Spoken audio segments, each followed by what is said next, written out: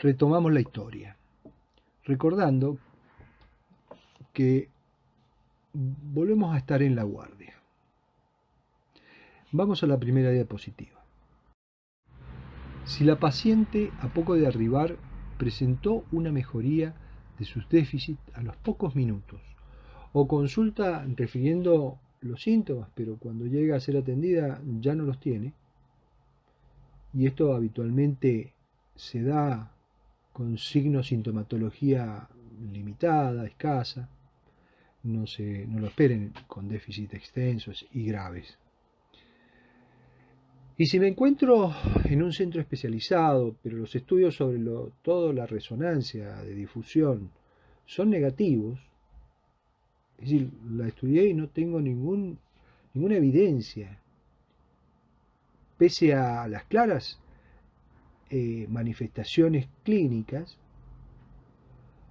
no he podido demostrar la lesión por imágenes, puedo pensar que se trata de un TIA, es decir, un accidente isquémico transitorio. Este es un concepto que, además de involucrar la idea errónea de accidente, es artificial, ya que depende su definición no de fenómenos fisiopatológicos, sino de la capacidad de los métodos de diagnóstico para definirlo. Antiguamente se establecía en función del tiempo de recuperación de 24 horas o menos. Con los avances tecnológicos se redujo ese tiempo a 1 hora o menos, pero siempre dependiendo de la capacidad de diagnosticar el daño tisular, y esta es cada vez más potente, no dependiendo de la existencia o no de lesión, sino de la posibilidad de diagnosticarla. Y esta es cada vez mayor por los avances tecnológicos. Constituye sin lugar a dudas un diagnóstico imposible de realizar si solo se dispone de TAC. Puede manifestarse de cualquier manera dependiendo del sitio isquemiado y su extensión tisular. Se trataría de un evento isquémico, autolimitado, de cualquier causa, pero yo les recomiendo tener cuidado en no estigmatizar al paciente con TIA. No estigmatizarlo en sentido positivo. No minimizar la gravedad del evento y hacer hincapié en la necesidad de estudiarlo, de investigar cuál ha sido la causa del evento. Pues, como vemos en la siguiente diapositiva, las isquemias transitorias pueden preanunciar un infarto cerebral en donde el riesgo de que se presente es alto, aunque menor que con un infarto definido, debiendo instaurarse en ese paciente un plan de prevención y estudio profundo de las causas de ese evento fugaz, pues es el mejor momento para detener los procesos predisponentes antes de una catástrofe preanunciada. Otro planteo, volviendo a situarnos como médicos de consultorio, a una paciente que con factores de riesgo cardiovasculares nos consulta por déficit de la memoria de fijación y no podemos encontrar los característicos signos de frontalización. Quizás con alguna apraxia podemos pensar en encontrar las siguientes imágenes. Vemos aquí una resonancia que muestra pequeñas lagunas bilaterales, obviamente instauradas en diferentes momentos, que probablemente hayan sido por episodios asintomáticos u oligosintomáticos, pero que pasaron desapercibidos, y que sin lugar a dudas van interrumpiendo fibras de asociación, con la consiguiente disminución de la capacidad de interconectar diferentes áreas. En la otra imagen Podemos ver la fusión bilateral de innumerables lesiones pequeñas en la zona limítrofe entre la irrigación de la cerebral media y anterior. Pero el cuadro radiológico puede ser aún peor. Abarcando prácticamente todo el espacio subcortical. Sin embargo, estas extensas lesiones no se correlacionan directamente con el grado de deterioro, pudiendo haber una disociación clínica imagenológica. Las lagunas se definen como lesiones en tomografía menores de 1,5 centímetros de diámetro mayor a expensa de arterias penetrantes. Son muy frecuentes. Se debe tener cuidado con la interpretación de las imágenes y considerar que en la resonancia las dimensiones que definen los infartos lacunares son mayores, cercanas a 2 centímetros. En la siguiente vemos otra presentación con la cual hay que hacer diagnóstico diferencial. Hay que diferenciar las lagunas de otros eventos ateroscleróticos que tienden a instalarse en un solo territorio o, lo que es más complejo, con eventos embólicos. El tipo de presentación quizás más compleja es el de la embolia, pues puede ser en cualquier territorio, basta preguntarnos cuál es el tamaño de un coágulo, pues no está definido. Puede ser un microcoágulo embolizado o un gran émbolo que obstruye una arteria importante, aunque lo más frecuente es que se enclaven en pequeñas arteriolas distales, córticos subcorticales, y ahí deberemos hacer diagnóstico diferencial con abscesos, cavernomas o metástasis. Pueden ser embolias de material de una placa ateromatosa rota, que no necesariamente constituye un coágulo puro. Sobre todo, las embolias son más frecuentes en el territorio de la arteria cerebral media y, en segundo lugar, en el territorio posterior. Generalmente, también de instauración brusca y sin pródromos. Lo trascendental es sospecharlo, pues no solo que probablemente sea más frecuente que una causa aterosclerótica, sino que su pronóstico tiende a ser peor, pues la fuente embolígena seguirá activa hasta que no se la identifique y se la trate, y porque estos fenómenos tienden con mayor prevalencia a la transformación hemorrágica, constituyendo ictus mixtos, y su prevención es accesible y relativamente simple mediante la anticoagulación. En la otra imagen les muestro una tomografía que nos hará sospechar la presencia de embolias. Nos mostrará lesiones en distintos territorios vasculares, uni o bilaterales, con tendencia a la transformación hemorrágica, que se puede evidenciar o no.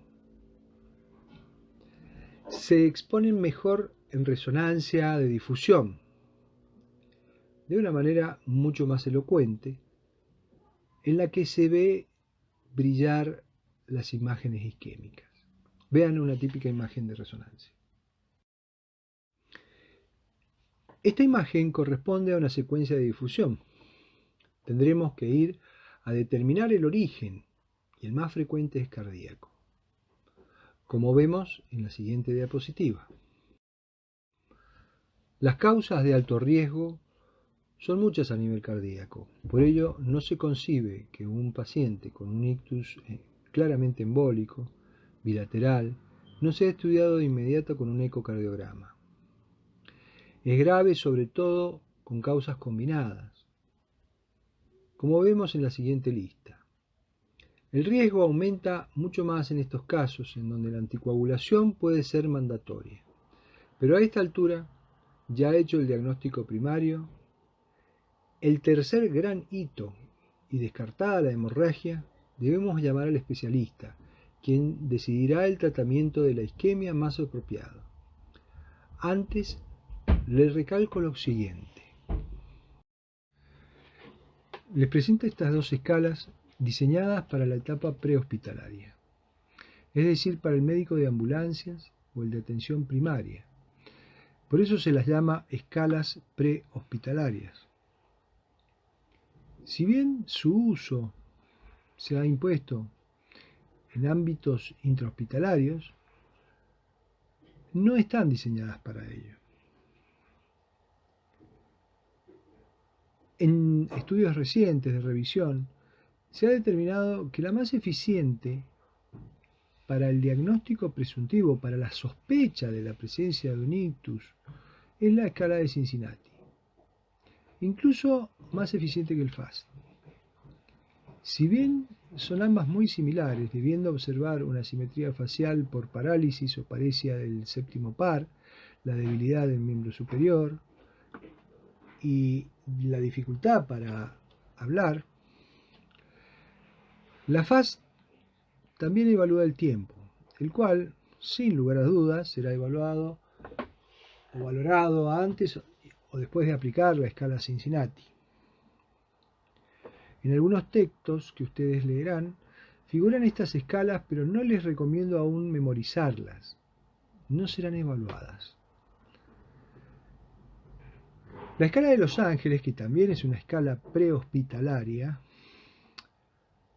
en su concepción original, no valora algunas alteraciones del habla, complejiza el diagnóstico inicial y lo hace menos eficiente para el médico generalista o para la población general. Sí es muy útil en la atención de mayor complejidad, como en terapia y en pacientes neurológicos complejos.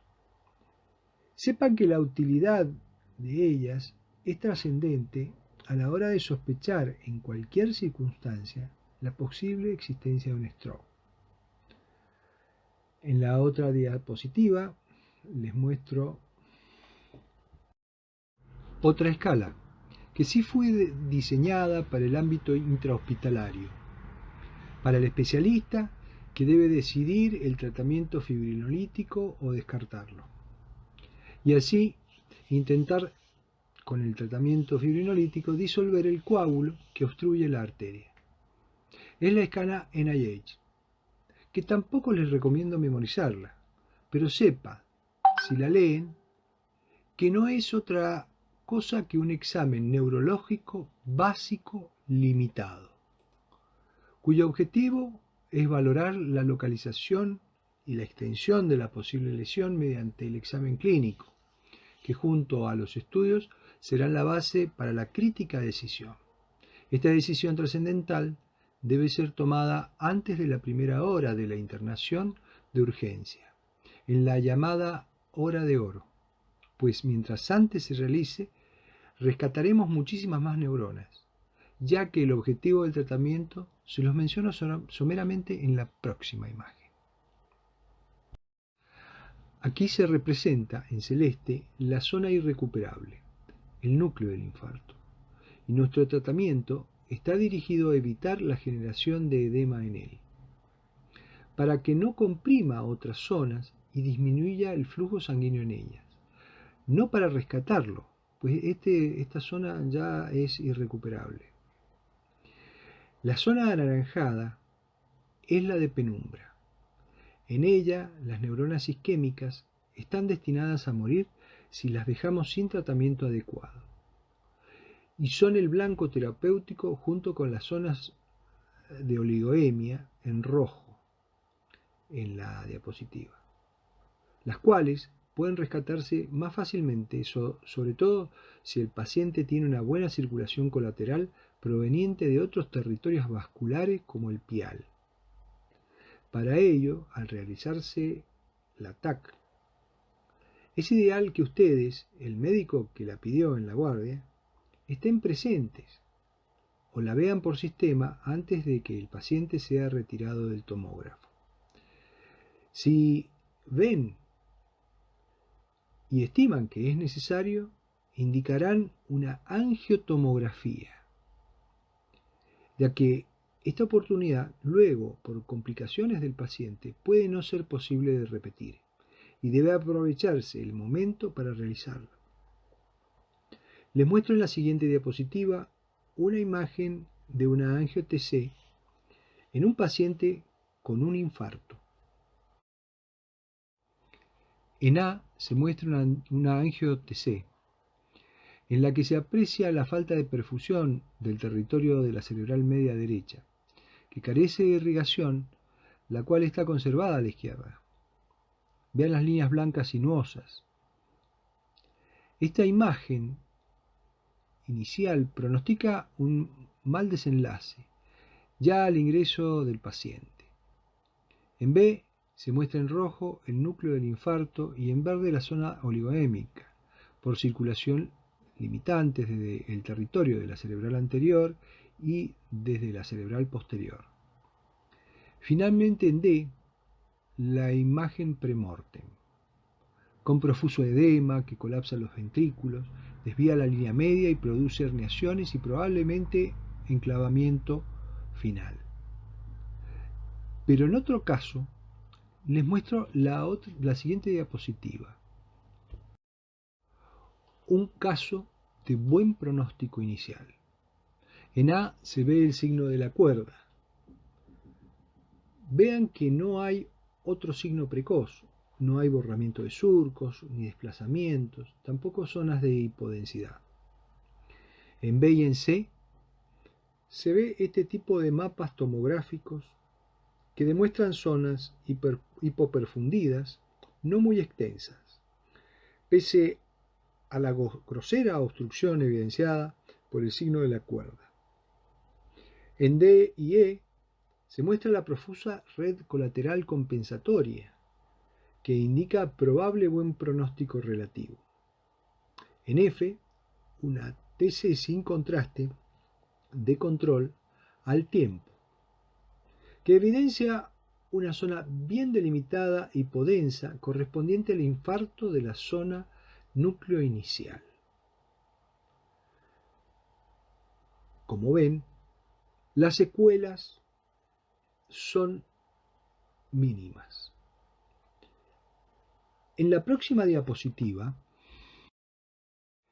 el tratamiento que se debe decidir es la fibrinólisis, con factor activador del plasminógeno tisular recombinante, RTPA. Debe administrarse lo antes posible, se ha convertido en un tratamiento estrella, por lo dramática que puede ser la recuperación del paciente al que se lo administra. Pero no se lo hace en la mayoría de los casos, sino en aproximadamente un 10%, pues sus indicaciones son muy estrechas y en continua revisión, y debe hacerse antes de las 3 horas o en combinación con otros tratamientos en tiempos más relajados. Lo importante es que si se lo hace, el beneficio puede ser enorme, a un costo bajísimo, si lo comparamos con las consecuencias de no usarlo. Sin embargo, este ha sido el motor del desarrollo de sistemas que benefician al resto de los ictus, que muchos de ellos tendrán una evolución menos favorable. Como dije, el tratamiento del ictus isquémico no termina allí, como les muestro en la otra imagen. El tratamiento del ictus isquémico no debe ser parcial. Si solo se realiza esto, es posible que incurramos en iatrogenia, pues con muchos pacientes fracasaremos o los empeoraremos, que es peor, siendo los costos en vidas y económicos mucho mayores, sobre todo a largo plazo. Es responsable desarrollar equipos y sistemas que ofrezcan todas las opciones de tratamiento. Del mismo modo que sería absurdo imaginar un tratamiento de infarto agudo del miocardio que solo considere la trombólisis y no ofrezca el tratamiento endovascular o quirúrgico. Aquí les muestro una imagen que resume el tratamiento endovascular. En la otra diapositiva, una imagen virtual que lo ejemplifica. Ningún tratamiento invasivo es inocuo. Aquí se corre el riesgo de romper el coágulo y generar nuevas embolizaciones durante el tratamiento. Romper la pared de la arteria, generar una disección o, lo que es mucho más raro, provocar una hemorragia. El tratamiento trombolítico endovenoso no tiene buenos resultados cuando el coágulo es grande, y ello ocurre en el enclavamiento del mismo en las grandes arterias, como en M1 o en carótidas, teniendo mucho mejores resultados en infartos más distales, originados por la obstrucción de arterias más pequeñas. Por ello, habitualmente el tratamiento de los grandes infartos requiere del método combinado, utilizando la trombólisis endovenosa, que puede hacerse en este caso en lo que se llama ventana extendida, más allá de las 3 horas, hasta 4,5 horas, y el tratamiento de trombectomía mecánica, que aislado puede hacerse incluso hasta las 6 horas o más en casos especiales. Obviamente, mientras más tiempo pase, los resultados son peores. En ella les muestro las complicaciones de los ictus de origen ateromatoso de grandes vasos, cuyo déficit neurológico puede, pese al tratamiento, progresar en un 14%, recurrir con un nuevo evento en la primera semana en un 13% y morir 1 de cada 10 pacientes. Pero recurrir antes del mes en casi la mitad.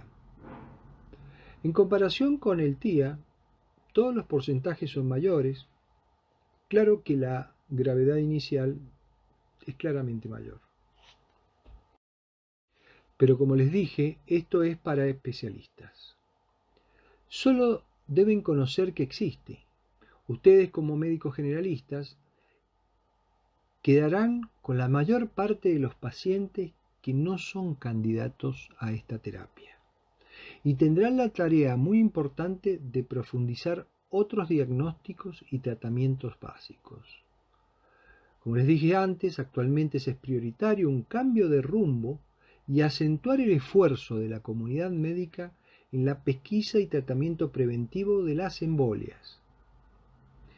En esta otra imagen les transcribo una conclusión de un estudio que muestra el beneficio de anticoagular a pacientes con fibrilación auricular. Pero nuestro problema ahora, además de tomar la decisión de anticoagular a este paciente complejo en la guardia, es saber el origen de los émbolos. O si reciben al paciente ya ambulatorio. Para ello, debemos considerar lo siguiente. Es trascendental que ustedes se vayan preparando para anticoagular. Saber anticoagular para el médico generalista deberá ser en el futuro una práctica indispensable. Y para ello se han desarrollado y se encuentran en desarrollo excelentes anticoagulantes orales, no solo en un paciente internado, sino también en los pacientes de consultorio, en ambulatorios, pues se salvarán incontables vidas al hacerlo, y para eso se han desarrollado herramientas informáticas que los avalará y asegurará, como hoy son ejemplos de esas, el Hemorrhage Score y el CHA2DS Score. Uno de los primeros exámenes que se deben hacer es un electrocardiograma para descartar arritmias que puedan ser la causa del ictus. Y ustedes, como médico de guardia, no pueden olvidar esto. También, como arma muy sencilla, tienen una simple radiografía, aun cuando no sea actual. Nos puede informar sobre la presencia de enfermedad ateromatosa, aórtica, ya que es un factor de riesgo independiente tenerla, y es posible que sea el origen de los émbolos. Otro método de diagnóstico fundamental en la primera línea de batalla es el ecocardiograma. Inicialmente un ecocardiograma transtorácico, pero si este da negativo y no se encuentra otro origen de las embolias, deberá ser un ecocardiograma transesofágico, el cual es traumático, difícil de realizar porque hay que introducir el transductor dentro del esófago y no todos los pacientes críticos están en condiciones de tolerarlo. En cualquier ictus aislado, cuando se sospecha una embolia, se debe ir a buscar en primer término una causa carotidia, que es muy frecuente, para descartar una embolia arterio-arterial. También cuando vemos un patrón sospechoso de muchas embolias, y si ellas son unilaterales, obviamente no provienen del corazón, pues deberían, en ese caso, ser bilaterales. Por ello, hay que buscar la fuente en la carótida homolateral. De la misma manera, si uno tiene un síndrome de disección carotidia o un compromiso de todo el territorio carotidio, de todo el territorio anterior, es decir, de cerebral anterior y cerebral media, el origen probable es en la carótida del mismo lado. Y el estudio predilecto para hacerlo es el ecodoppler de vasos de cuello. No es el más sofisticado y el de mayor especificidad y sensibilidad, sino el más simple y práctico, fácil de obtener y de tener en cualquier institución. Recuerden, en el ecodoppler, en el Doppler, el principio del Doppler se basa en el efecto Doppler, donde la longitud de las ondas sonoras que se reflejan en la sangre, si el haz incidente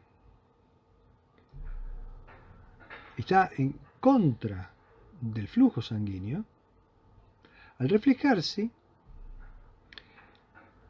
la velocidad de las ondas reflejadas será mayor que la velocidad del sonido, pues se le suma la velocidad de la sangre. Y la señal sonora sería más aguda, es decir, de menor longitud de onda. Ahora, en la pantalla se verá azul o roja según lo programe el ecografista. Pero en este caso, que les estoy mostrando, en la diapositiva, la sangre se aleja y la vemos roja. Y la azul es la sangre que se acerca al traductor. Pero en otros casos, según lo disponga el técnico o el ecografista, podría verse de distinto color, de acuerdo a cómo lo programó. Vemos acá la arteria y le señalo con flechas la placa de ateroma, que ocluye parcialmente la luz del vaso. La flecha horizontal señala una sombra, y esa sombra es característica de la presencia de calcio en la pared, en la placa de ateroma, que no deja pasar el sonido. Antes de terminar, les voy a plantear un dilema, al que yo llamo el paradigma de la torta. Y para ello les presento la siguiente imagen. Les muestro la historia natural de una placa de ateroma y la clasificación que la describe. La clasificación de los distintos estadios por lo que pasa una placa. La pregunta que les dejo para que investiguen es: ¿una placa de ateroma que contiene calcio, heterogénea con sectores calcificados, es benigna? Es decir, Que exista calcio en una placa, ¿es un signo de benignidad de la misma? ¿Por qué le llamo el paradigma de la torta? Se los dejo planteado, piénsenlo y lo discutimos en el encuentro. Bueno, llegamos al final. Les recomiendo volver a repasar la anatomía que ya vieron en los videos del principio. Es un muy buen ejercicio para fijar los conceptos que en estos teóricos yo les he intentado dar. Muchas gracias y éxitos.